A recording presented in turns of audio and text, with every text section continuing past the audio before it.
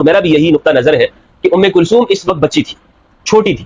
اور جس طرح نبی صلی اللہ علیہ وآلہ وسلم نے سیدہ زہرا علیہ السلام کی شادی اور نکاح حضرت ابوبکر اور عمر رضی اللہ عنہما کے لیے منع کر دیا اور یہ فرمایا کہ یہ چھوٹی ہے، تو بالکل اسی طرح میں یہ سمجھتا ہوں کہ جو زہرا کی بیٹی ہیں، امام علی کی لخت جگر ہیں، ان کے لیے بھی نبی صلی اللہ علیہ وآلہ وسلم یہی پسند فرمائیں گے کہ وہ چھوٹی ہے اور ان کا نکاح بڑے کے ساتھ نہیں ہو سکتا، اور یہ بات اہل سنت والجماعت کی کتابوں میں موجود ہے، میں آپ کو انشاءاللہ حوالہ دوں گا کہ ام کلثوم اس وقت بچی تھی۔ اسی طرح اسد الغابہ فی معرفت الصحابہ کے اندر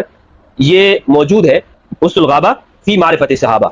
سیدہ ام کلثوم دختر علی بن ابی طالب، ام کلثوم دختر علی بن ابی طالب جناب فاطمہ الزہرا علیہ السلام کی بیٹی تھی، وہ ان کی والدہ تھی، نبی اکرم صلی اللہ علیہ وآلہ وسلم کی وفات سے پہلے پیدا ہوئی۔ کون؟ ام کلثوم۔ تو اس اعتبار سے تو بہت چھوٹی بنتی ہیں، 2 سال حضرت ابوبکر کے زمانہ خلافت آپ لگا لیں، نبی صلی اللہ علیہ وآلہ وسلم کی وفات سے 3 سال یہ ہوئے، اور پھر آگے حضرت عمر کی خلافت کے زمانے میں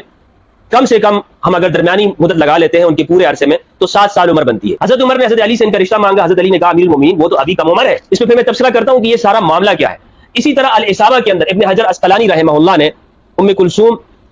علیہ السلام کے حالات کے اندر لکھا ہے، ام کلثوم بنت علی، ابن حجر کا حوالہ میں دے رہا ہوں، یہ کہہ رہے ہیں کہ ان کی والدہ فاطمہ بنت رسول صلی اللہ علیہ وآلہ وسلم ہے، نبی کریم صلی اللہ علیہ وآلہ وسلم کے زمانے میں پیدا ہوئی۔ ابو عمر کا قول ہے کہ نبی کریم صلی اللہ علیہ وآلہ وسلم کی وفات سے قبل پیدا ہوئی، ٹھیک ہے، ابن